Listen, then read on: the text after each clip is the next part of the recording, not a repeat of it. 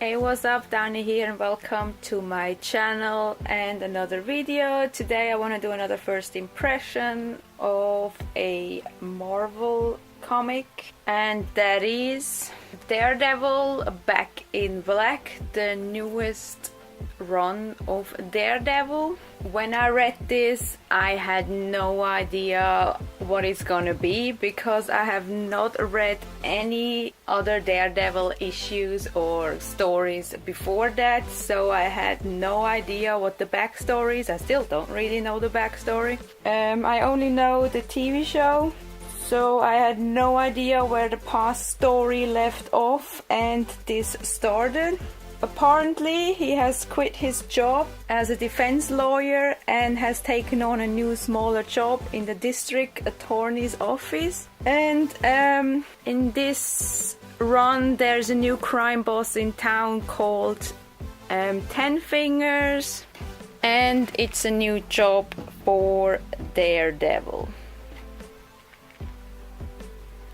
He's also got a new sidekick called Blind Spots, and Steve Rogers has a small appearance as well.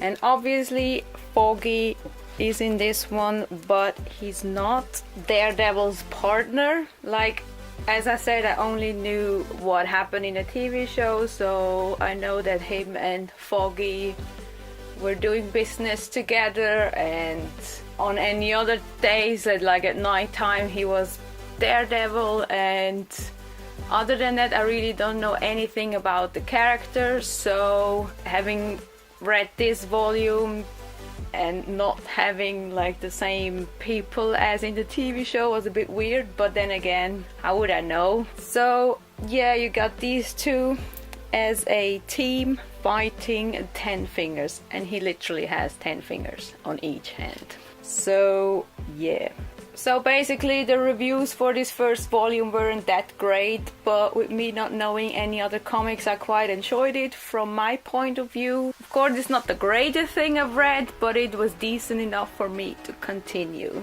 Now, what I really wanted to talk about for this run specifically is the art. So while the art is really reduced in this story, I still actually like that it's reduced coloring with all the browns, and then there's blues and greens, lighter pastels. But Daredevil's red is always prominent on any page you have. You have Daredevil's red as the main color, and the background colors or the colors of the rest is just one color really. So I think that's pretty cool because it gives me that kind of a Sin City vibe to it, even though Sin City is totally a black and white. But you know, I always like having black and white with a color, so this is very close to this. I have to add at this point that the Sin City style is like one of my favorite art styles ever. I'm a sucker for black and white with a color. I've always liked that style. I try to use it myself, so that is a plus point for me for this certain run.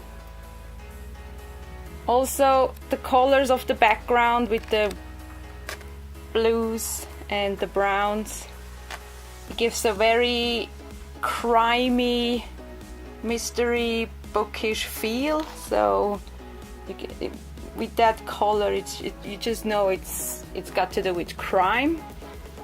Also, what I really like about this is that the coloring actually changes when it's out of Daredevil's point of view. As you can see here, these two panels are in a blue purplish coloring, in a total contrast to the rest of the art, and I like that because it shows that Daredevil has a different side with him being blind and his suit giving him this extra eyes, if we can say it like that. So I just really like that his point of view is always with that purplish reddish style.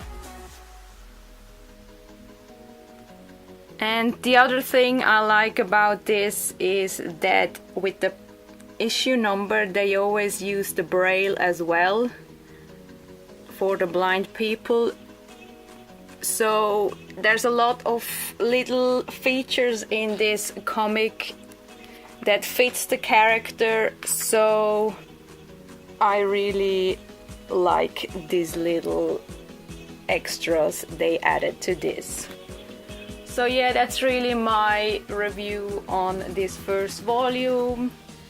As I said, this is the only Daredevil story I've ever read in my life. This is the only volume I've ever read, so I can't really talk about the story because my opinion doesn't really count, because I don't really know like the character that well or how all the other previous stories played out. So I just really wanted to point out the art. Once again, it's not detailed and perfect and like, you know, with all the shading and detailed things, but I just like these little extra bits that fit the character so well, with his point of view and the braille and just the coloring. It fits the story and it fits the character, so for that I think it's really cool. But yeah, I definitely want to continue this. I already have volume 2. I haven't read this one yet, but as you can see there's Elektra on this one. So I am excited to see where this is going. And as it looks like Spider-Man's gonna have an appearance as well. So yes. But yeah, this is my first impression on Daredevil Back in Black. If you've read it or want to read it, let me know. Let me know what you thought about it. And yeah, that's really it for this video. I hope to see you soon in another one. Bye!